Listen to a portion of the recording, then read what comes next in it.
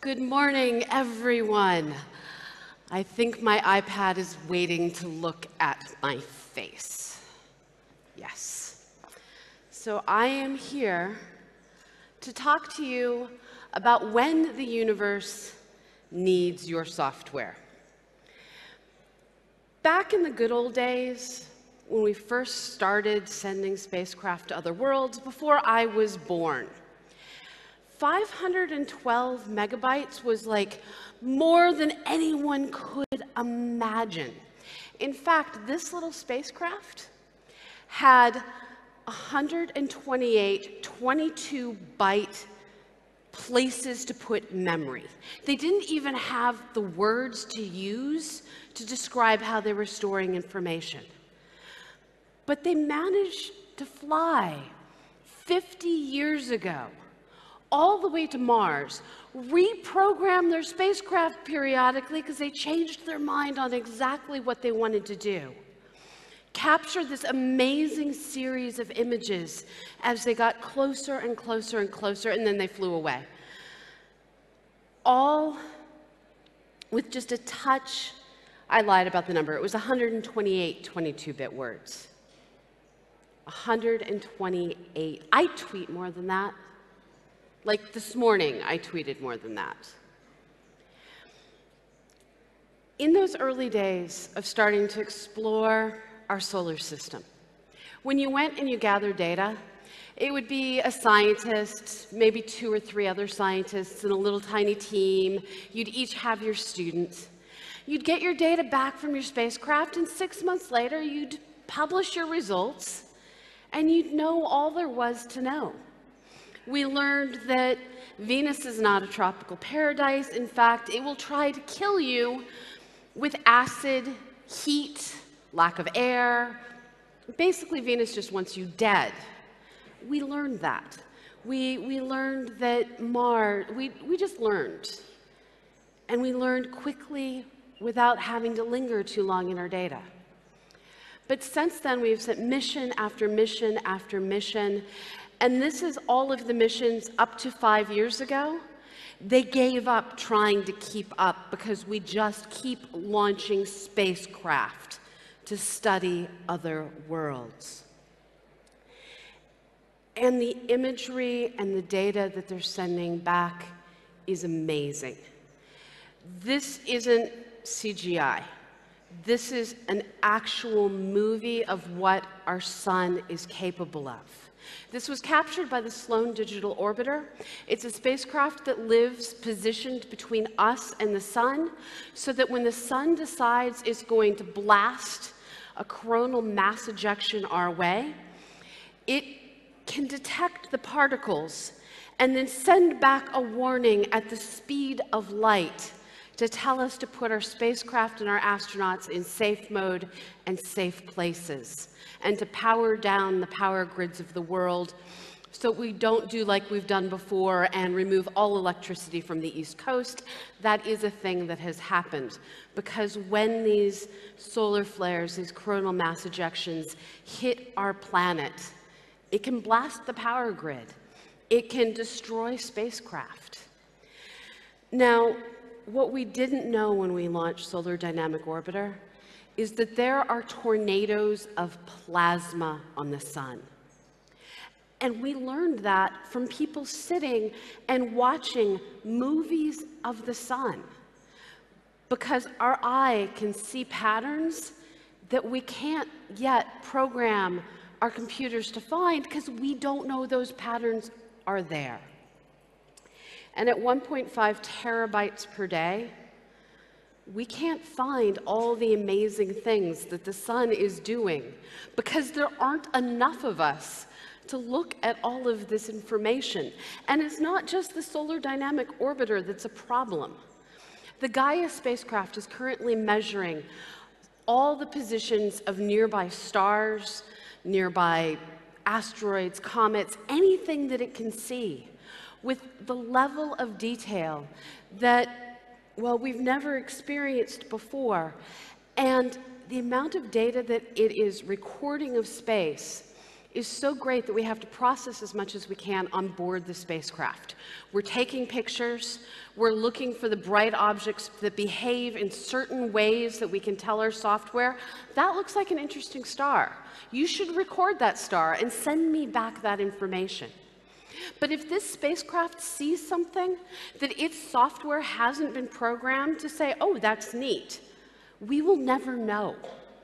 This spacecraft might be seeing some of the most amazing new objects we never imagined were out there, and we won't know because we don't have the capacity to get all that information back down to Earth. We only bring back 70 gigabytes a day. And projects get worse than that. The Event Horizon Telescope recorded 64 gigabytes of data per second using telescopes all around the world to give us the first ever image of the glowing gas surrounding a supermassive black hole in the heart of a nearby galaxy. This is a black hole that is angrily, well, we think it's angrily because we like to say things like that. This is a black hole that is consuming gas and dust, and the material orbiting around it, we can see it for the first time. And this is the kind of data where this process, we didn't get to see the images for a couple of years. And one of the reasons it took so long is we had to fly the hard drives back from places like the South Pole. And then we had to wait for this wonderful woman to process all of that data. Now, this is the other side of the problem. When you're trying to process data on an object you've never seen before, you don't necessarily have to do it. You don't know how to do it, rather. So she had to devise new techniques, new strategies. And so we have two sets of problems. We have objects that we know are out there, we know what they should look like, but we don't know how to process the data for them yet. And then we have objects that we don't know what they are, because the universe is way more imaginative than we are. Science fiction writers are good, but they don't imagine all the weird stuff the universe comes up with. And we don't know how to write software to find the weird stuff that the universe keeps coming up with. And we have terabytes and terabytes of data raining down on our heads every day from that myriad of spacecraft. And it's a flood that we don't necessarily know how to deal with. Now, we just heard there's about 3,000 people at this meeting. In astronomy, this would be like everyone is here, because there's only about 10,000 of us in the world. This means there are more computer scientists working at some of your individual companies, perhaps in some of your individual campuses, than there are people studying our entire universe on our entire planet. And suddenly, all of this data becomes much more intimidating. And this is where we have to work at the junction of computer science, machine learning, which I'm going to get to in a moment, and astronomy. And I got into this via galaxies. I started my career studying stars that pulsate and change in brightness over time. When Keats said he wanted a love as steady as the stars, he was actually asking for a love that might explode cataclysmically, leaving behind nothing except for maybe a black hole, which admittedly is what some of us have experienced, but I don't think it's what Keats wanted. And you're allowed to laugh. I know it is morning. Now, these images, these are galaxies that were taken, their picture was taken by a telescope out in New Mexico, Apache Point Observatory. This is a robotic system. It goes out night after night, working to catalog all the bright objects available to its northern hemisphere location. And it has taken images of tens of thousands of galaxies that are bright enough and near enough that we can begin to make out their individual shapes. And each of these different shapes corresponds to slightly different physics. And we have words and letters to describe all these different kinds of things. And what is awesome is because the color and the shape all interact with what kind of physics is there. If we can teach the computer, when you see this color, when you see this shape, you are seeing this kind of thing. Label it, please.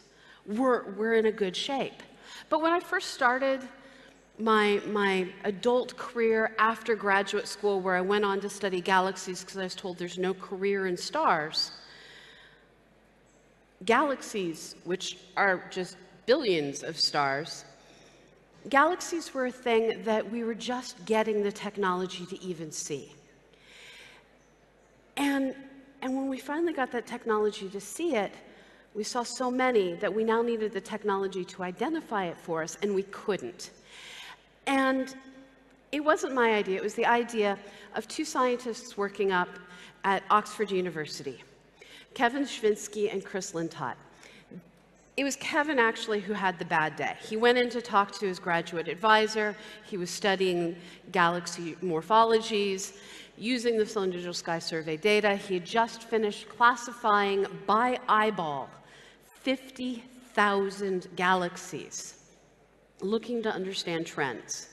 And his advisor said in a very British way, I won't try and imitate, "Very good, Kevin, now do 50,000 more."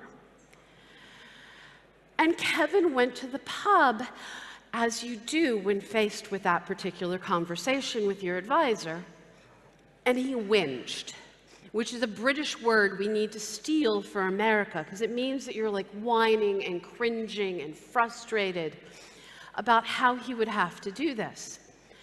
And Chris Lintott suggested, why don't we just ask the internet? And so they worked together and they put together software called Galaxy Zoo.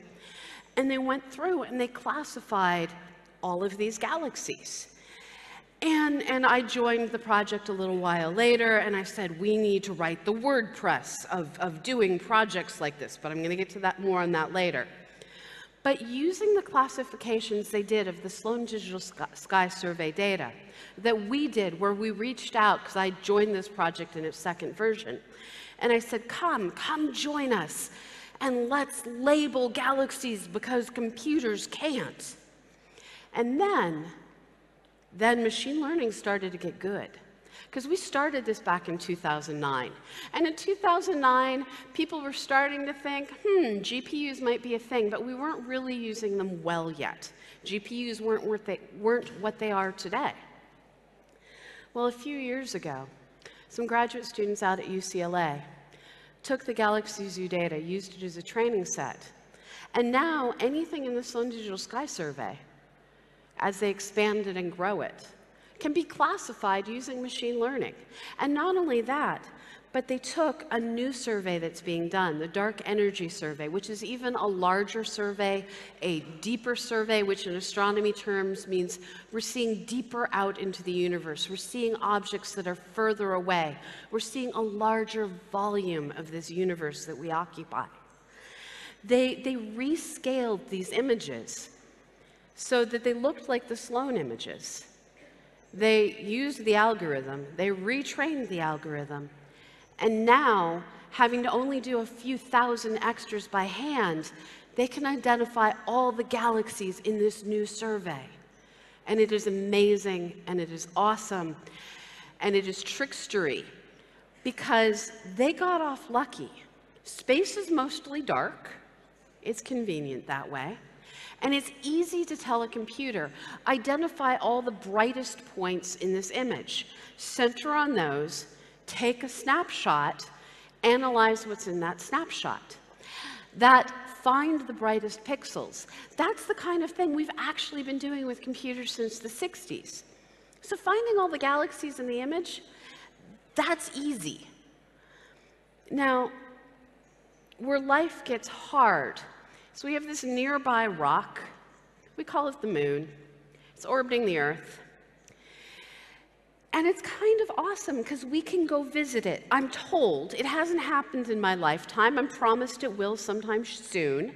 I'm not sure I believe it's going to happen in 4 years, but while humans haven't gone back recently, spacecraft are there right now.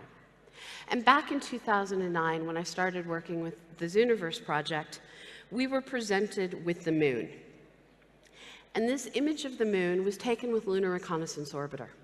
This is a spacecraft capable of taking pictures that have 0.5 meter per pixel resolution on the moon.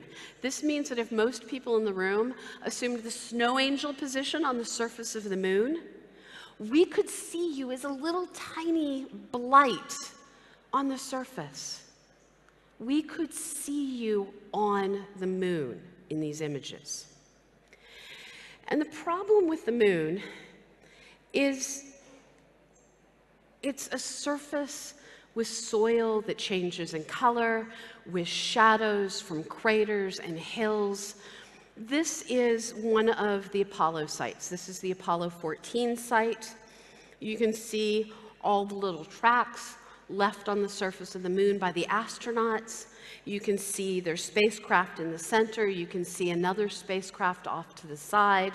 Let me zoom in a little bit. This is the surface of the moon. We went there, we've been there. And the maps that we used the first time were only good to like 3 kilometers across. Now imagine trying to get from your hotel to this venue if Google Maps was only good to 3-kilometer resolution.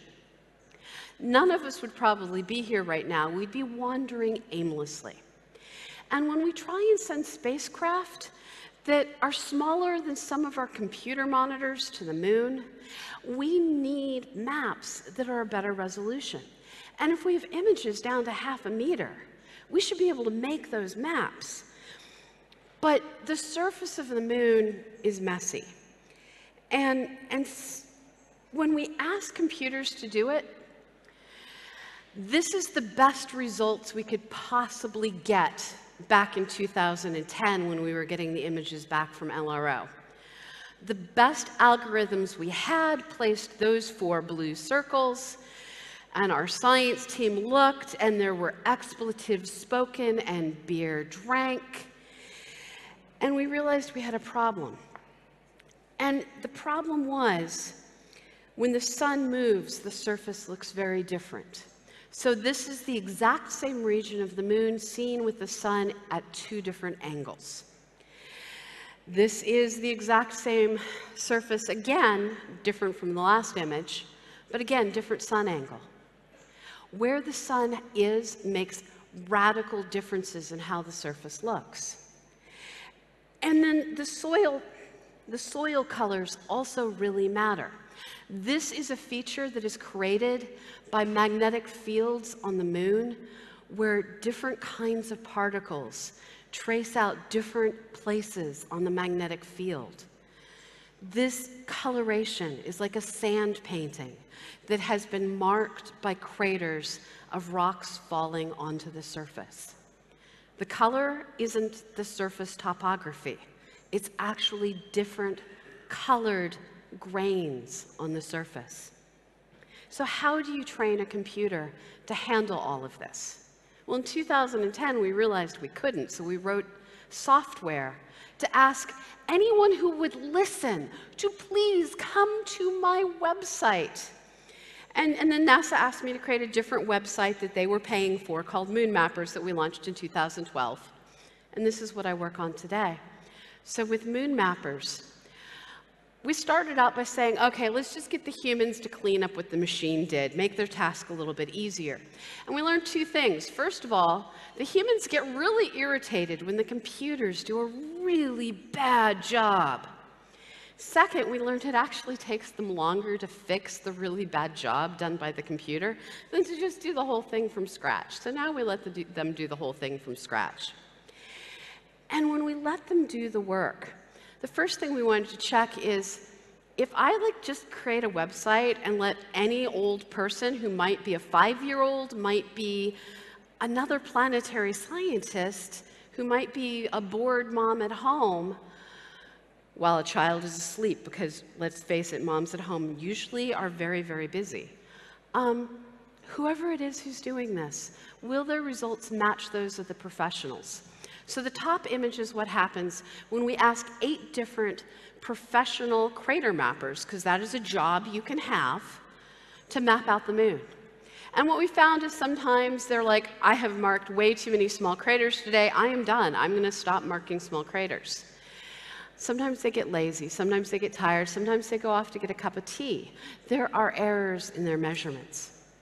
And what we learned is when we asked the regular anyone who would come to us via social media, who would come to us from talks like this and join our website, their data was messier. But all in all, they were like, I will keep marking small craters all day long. They did a better job on the small craters than the pros. When they saw things that were harder to see, they were a little bit worse. But all in all, on average, the results were the same. In fact, the comparison between the mean of the pros and the mean of the random people who came to our website was better than the differences between the individual researchers. So we get better results by getting a myriad of random people, community members, volunteers, to come and map the moon for us. We get better results than if we ask one lone overworked graduate student, which had been how we primarily did this in the past. So this is Moon Mappers Today. You can go visit it. Now, I will warn you, we pushed a major revision last night. We literally just finished converting our entire site from PHP to Python. So if you hit bugs, you know why they happen. This is our site today. We are still working on this. The moon is so vast and its surface so confusing that we're still not to the level of accuracy that we want. But this is where we were when we started. These are more of the soils. And this is what we can do today with our algorithms. We are basing our current machine learning off of vector TensorFlow, like many of you are. And thanks to using training data sets with millions of points, which we can only do by asking for volunteers around the world to create our training data, to be part of our algorithm. We start by we write tutorials. We train the public who trains our machine learning. We get these results on these different surfaces. Now, it's not perfect. We are training our data at the highest resolution. If we then zoom out and look at larger regions, it can't make sense of this. So it turns out we're going to have to get even millions more volunteers and millions more images done so that we can work at all scales. But we're getting so much better than we were when we started. Turns out angle matters. If we tilt the camera a little bit, the machine screws up, but we're still better than where we were. And it turns out that if you try and use data from the moon to find craters on the asteroid Vesta, our software simply says, okay, let me mark everything, whether it's real or not. So the process that we're going through, where we're bringing the public in to mark images about the moon, that process, we're going to have to look at this world by world by world. Now think about this. We have to do training sets at different sun angles, at different camera angles. We have to do it at different scale sizes.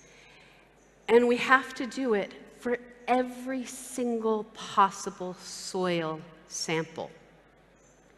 So what we are looking at is a future where if we want to successfully land spacecraft on other worlds, if we want to know ahead of time what are the scientifically interesting places to explore, we have to first send out our eyes, our wonderful robotic explorers, these little spacecraft that could easily fit on this stage with me, that are sending back gigabytes and gigabytes of data. I have to take that data. I have to then offer it out to the world and say, look, world, if it takes a village to raise a child, it's going to take all of us working together to raise our understanding of this universe. And I want to just turn it over to software. I like software. It doesn't require quite as much care and coffee, but I like humans too, and you are what make the software go, because you are training my software. So we're going to look at all of the images, all of them. We are going to do Vesta next. We have just finished getting all of our data collected for the asteroid Vesta. We are going to begin working on the machine learning after this. And the next thing that I wanted to be able to show you, and I can't show you because it's still under embargo for a week and a half. I'm sorry, this is a sadness for me, so pretend. We are getting ready to launch a new interface. And I'm going to need all of you, instead of playing Pokemon, and I saw you out there. I saw the lure go up before my talk. Instead of playing Pokemon, instead of playing whatever it is you're doing on your computer, this only works on a computer, not a phone, so you probably aren't playing Pokemon. I'm going to need you to go to my website, because there's this little spacecraft that's kind of near and dear to me. It's called Osiris Rex. It is at an asteroid called Bennu, and this is a video of its approach to this rock. Bennu is about 500 meters across, and we didn't know at all what it looked like until a few months ago when our spacecraft finally got there. And when we got there, there were expletives, because our mission is, and this is NASA, so the logo states under it, failure is not an option. Our mission is to map this world and find a rock that we can go and touch the surface with our spacecraft, and using what is best described as a very angry vacuum cleaner, pick up a piece of rock from Bennu and bring it all the way back to Earth to study. Now, the problem is, we need to find a rock that's just the right size, not too big, not too small, that is in an area on Bennu that's not too dangerous to take our spacecraft down to. And we've been working on this for a long time. And we trained ourselves, we wrote our software, we rehearsed all of our processes using other data sets. And one of the data sets we used was Itokawa.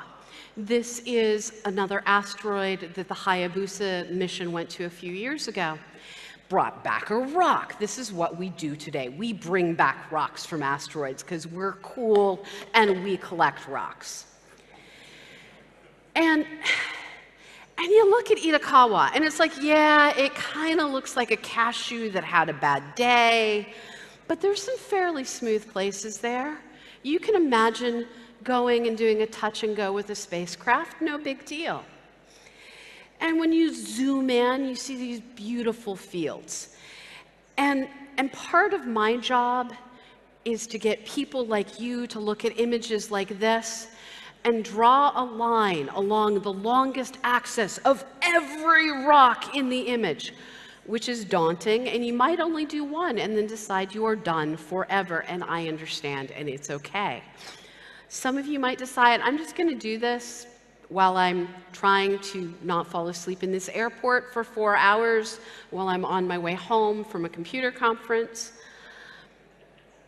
This you can imagine doing. Now the problem is, this is Bennu. This doesn't really appear to have that many smooth areas. Now, there's a few that it's like, that doesn't look too bad, so let's zoom in. I saw this image and had a heart attack. We have to land a spacecraft, folks. So we've been working really hard to try and find the least hazardous regions on this, oh my God, there are so many rocks surface, so that we can ask people like you to please go in and mark every single small rock with a dot, large boulder with a line, because the machines can't do this. And they will be able to later, but this is also a matter of time scales. Because when we launch our interface that I can't show you, so I'm going to show you moon mappers again, we're going to have this narrow window of time. And when we first scheduled the mission, and it wasn't a we at this point, I wasn't part of Osiris Rex when they scheduled the mission. The idea was they'd arrive in December, which is what they did last December. They'd go into orbit, as they did around New Year's, and we'd start getting images back, and mid-May, we'd have an amazing mosaic of the entire world. And the science team would go in and pick the least hazardous regions. And the least hazardous regions we'd send out to all of our students in mid-May. And we'd ask all of our students, this is like all the undergrads of the world, dear undergrads, can you please help us map an asteroid? And then it was realized, mid-May is finals, is the break between semesters, is going into summer, and oh no, we don't have students. So how do we replace our students? And that's kind of where the kind of work I do originated. So when we started this story, it was with poor Kevin. Kevin, who is now like CEO of a small company, he did well for himself. It was poor Kevin, who was just a graduate student at the time, being told, go forth and look at these 50,000 galaxies. Our machine learning algorithms were the brains of our students. And the data was so scarce at the time that we could still go and ask a graduate student, an undergrad for some projects, student, here, take this zip disk, take this jump disk, take this external drive. The technologies that we've handed them have changed over time. I started with zip disks. I'm showing my age.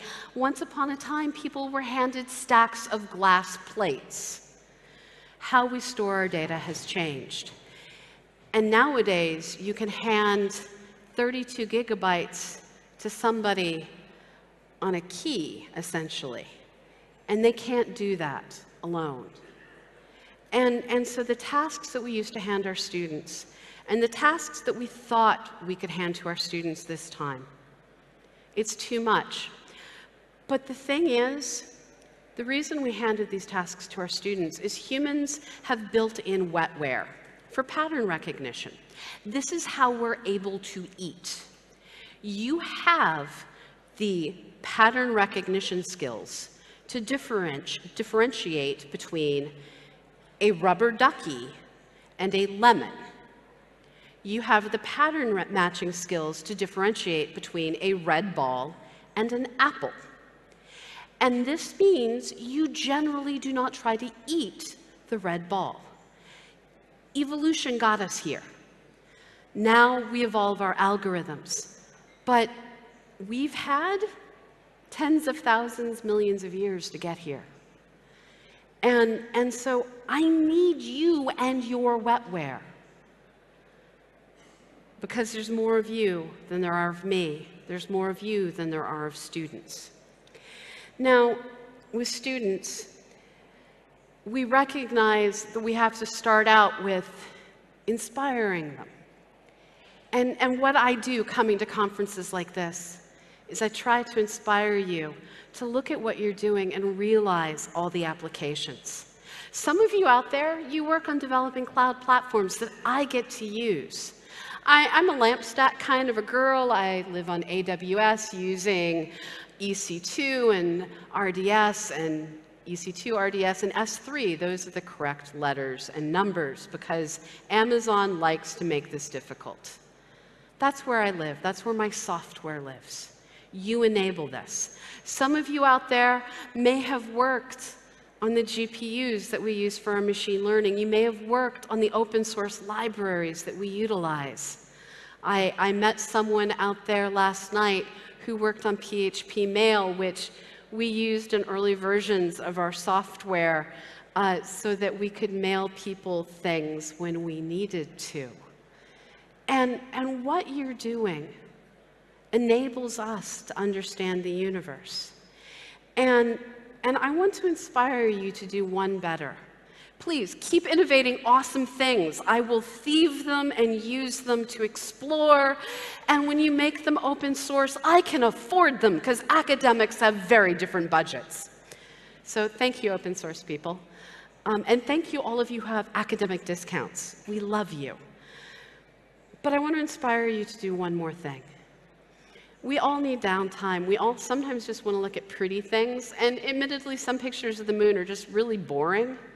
But it's still something different. Help a spacecraft out. We need to find a rock. A nice rock, a pretty rock, just the right size. Just the right shape that we can scoop it up with our angry vacuum cleaner and bring it home and measure what's in it to see how much water is trapped in the minerals, to see how much helium-3 there is that we might be able to go out and mine someday. Just how different from Itakawa, from Ryugu, where we're also picking up rocks. How different is this rock from all the other rocks out there? I want to inspire you to help us out making those measurements. And if you really enjoy what you do, we have other ways for you to get involved. And we will do everything we can to teach you. We're on Twitch. I know some of you also develop video games. You probably know about Twitch as the place where you can go and learn how to play through Red Redemption without dying too many times. Well, there's other corners of Twitch where you can join us to watch slightly pornographic-looking spacecraft launched. I can't help what Blue Origins did, blame Jeff Bezos. But we watch spacecraft launch together on Twitch, and we talk about it. And we do a daily news show at 10 a.m. Pacific, 1 p.m. Eastern. That's 6 p.m. London time. You can all join us, and we can learn, and we can celebrate, and we can inspire each other to keep going. And I want to share this universe with you as you share your world of computing with me. And so we have a Discord, and we have a Twitch channel. But most of all, we're a community, and we have a website where all of this is located.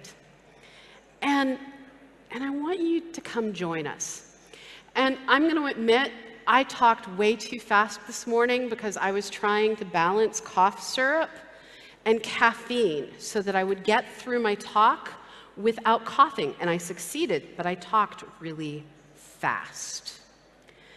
And this means that you wonderful humans, get extra time to ask an astrophysicist questions. We are, in fact, 1 in a million on the planet Earth. So you may not get this opportunity again.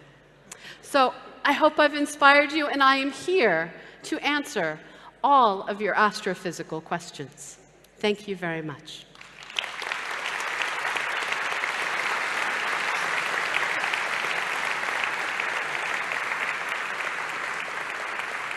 What an What an amazing talk. Thank you so much. Thank you so much. We have plenty of questions, so... Oh dear, they're up there. Let's hear them out. So the first question, which got the most votes, is which database you use to store such massive data? Various versions of SQL depending on which institute you're at and how big your budget is. We do this kind of work with extremely limited resources. So right now we're using MariaDB on an RDS database on Amazon Web Services, and that is keeping up with us, and we are very happy with our MariaDB. Thank you. Are there few astronomers because it's hard to get into the field, or because it's not enough people apply at all? So there's so few astronomers for basically one reason, and that's that there's just not jobs. There's not money. Less than half of 1% of the U.S. Budget goes towards space science. So that's all of astronomy, all of planetary science, all of building spacecraft to go out and do this. And when you add up all of the costs to build the spacecraft, to maintain the facilities, to maintain the equipment, you will end up with very few people who have salary to work full-time on any one project. And so we're all grabbing our budgets piecemeal from different things. A big university department is like 10. So I work at one of the largest places for planetary science, and we have like 100 PhDs. So there's just not jobs. And one of the other sides of there's just not jobs is the field. Let's face it, when you have so many other things out there in the world that you could be doing, and what we're doing is funded off of tax dollars, all the money goes to other things. Now, I have to admit, my programs are currently largely paid off of donations. So if any of you would like to kick in, we are a 501c3 we are a 501c3 nonprofit, so your donations are tax deductible where laws allow, and I think my boss requires me to say that sentence. No, it's seriously lack of money. When you hear that something like the James Webb Space Telescope costs $6.8 billion, that is the entire budget for the spacecraft over, at this point, more than 10 years, to build all of the hardware, to do all of the shipping of the hardware coast to coast multiple times, and all of the humans, and all of the buildings, and everything else. Now think about how much your different companies have spent in the last more than 10 years. And that's just one telescope. There's just not a lot of money. As usual, the most important things don't get enough of funding. Yeah. People are very curious, at least 80% is curious. Are you familiar with the Flat Earth Society? I am. They confuse me. I'm going to leave it at that. All right. What's the main goal or purpose of your project? How would it benefit the mankind? So the main goal of my project is to take image problems that should be solvable with machine learning and solve them with human beings until the machine learning gets there. And so some of the problems that we're working on right now is we're going to be finding the rock for Bennu. And asteroids are interesting for humans for a number of reasons. First of all of us were small children at one time. Most of us were interested in dinosaurs and space. Space killed the dinosaurs using an asteroid. We won, dinosaurs lost. Asteroids we need to understand so that they don't kill us next time. So there's the whole figuring out how dense they are, how easy they are to pull apart. Bennu's a rubble pile. If you try and blow up a rubble pile, you just end up with a glob of stuff shooting around. It doesn't fracture neatly into a couple of pieces. So understanding asteroids is a way of protecting our planet. We're also just curious critters. Another project that we're currently working on, in the coming months, we're going to be launching a project that will be looking at the evolution of lakes on glaciers. Watching glaciers melt is depressing in and of itself, but the lakes on glaciers, they act as a lubricant that can accelerate the motion of the glaciers. By understanding the lakes better, we're hoping to better protect people living in Nepal in villages and townships that can be destroyed by the sudden motion of a glacier. That directly benefits humans.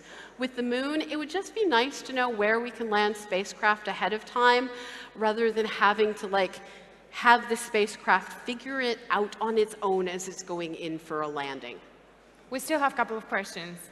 Okay. A lot. Why don't you use 3D images to identify the craters? Because we don't have them? Yeah, so we have one spacecraft with one camera, and as it flies over, it takes its images. And yeah, we can put them together and timestamp them and get pseudo 3D, but not at the ½ meter per pixel resolution. Something else we do is called LiDAR. We bounce lasers off the moon, but the laser systems we use, even though they're the best of the best, because of the distance being traveled, the laser scatters out. And so we end up with 9 meter resolution on the lasers. So we really need humans. All right. Did you consider some gamification strategies? So we have tried gamification strategies. One of the things that we're currently trying to figure out how to defeat is if you gamify it wrong, people are going through and they're just hitting the submit button without actually doing good data. They're just marking randomness to get their counts driven up. So you can't say most craters marked in a day, because people can abuse that. One of the projects that we worked on in the past was to find Kuiper Belt objects for the New Horizons spacecraft to potentially visit. While we did find Kuiper Belt objects, none of them had the right orbit for the mission to go to, so they had to use the Hubble Space Telescope. With that, we were able to confirm the reality of people putting their data in within hours because of how the data was set up. And in that case, we gamified it by most qualified data, who had put in the most data that had been flagged as absolutely correct.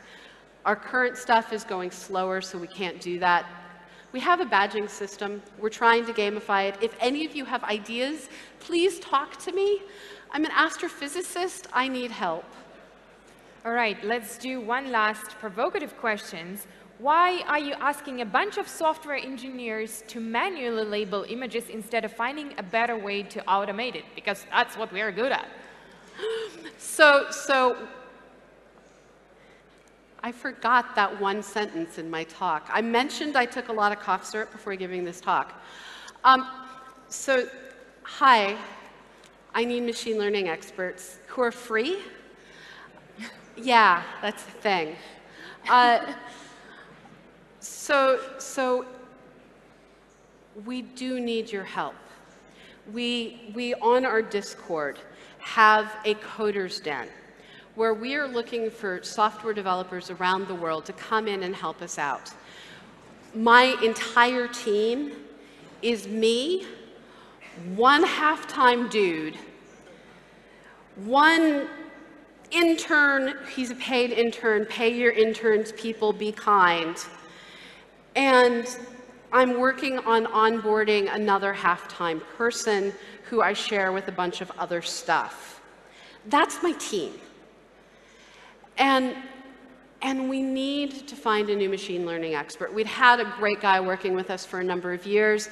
He recently left the project after over 10 years because a software project he'd been working on in the background he's finally done with, and it's awesome. And I can't say anything other than Corey Lehan did all the machine learning I showed you in this. So all of the work, scrolling back, All of the work that you've seen in this is the work of Corey Lehan. He's brilliant. He did all of our machine learning. He is leaving us to work on a pet project that he started when he was one of my graduate students, and I'm really glad that he's finishing this project, and I'm super proud of him. We need a new machine learning expert. I would love it if you would join me. That said, I don't think you can solve this project fast enough for us to find the rock that's going to make it back to Earth in the next year. But if you want to work with me next year when we're working on other projects, please talk to me and definitely join our Discord. And I'm now going to scroll back to the Discord. I found a slow mode on how I have my iPad set up. Okay. All right, thank you for the wonderful keynote.